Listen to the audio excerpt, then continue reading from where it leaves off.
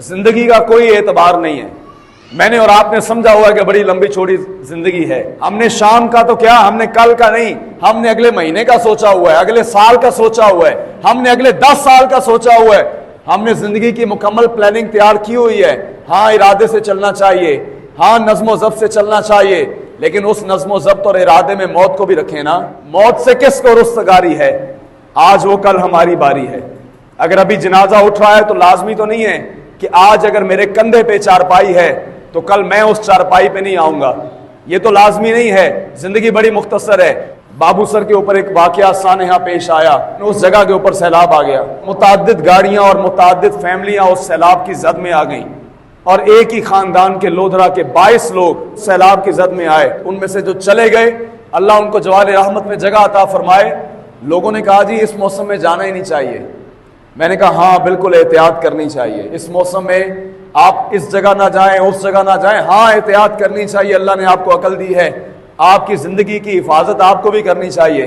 لیکن ایک مجھے بات بتائیں، ان 22 میں سے اکثر لوگ ڈاکٹر تھے. ڈاکٹر سے زیادہ احتیاط کون کرے گا؟ کی ہوگی نا احتیاط کر کے گئے ہوں گے نا. لیکن صاحب جو رات قبر کے اندر ہے، قبر سے باہر کوئی نہیں کر سکتا. کوئی مائی کا لال دنیا میں قبر سے باہر والی رات قبر کے اندر نہیں کر سکتا، اور قبر کے اندر والی رات قبر سے باہر نہیں کر سکتا. کیا وہ ڈاکٹر تھے، انہوں نے احتیاط نہیں کی؟ احتیاط کر کے گئے ہوں گے نا. لیکن جب موت آئی ہو تو 7 پردوں میں آ جاتی ہے. موت آئی ہو تو 7 دیواروں کے پیچھے سے بھی آپ کو گھیر لے گی. موت آئی ہو تو شیشے کے محل میں بھی اللہ مچھر کو بھیج دے گا. اس لیے موت سے بچنا نہیں ہے، بس اس حالت میں رہنا ہے، اس حالت میں کہ ابھی اگر جانا پڑے نا، ابھی اسی وقت جانا پڑے تو کوئی ایسا حال ہمارا ہو کہ اس کی بارگاہ میں پیش ہو سکے.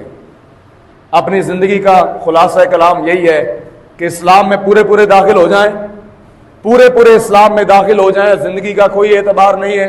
اسلام میں داخل ہو جائیں. اپنی زندگی رسول کائنات کی مرضی سے گزارنی ہے، اپنی مرضی سے نہیں گزارنی.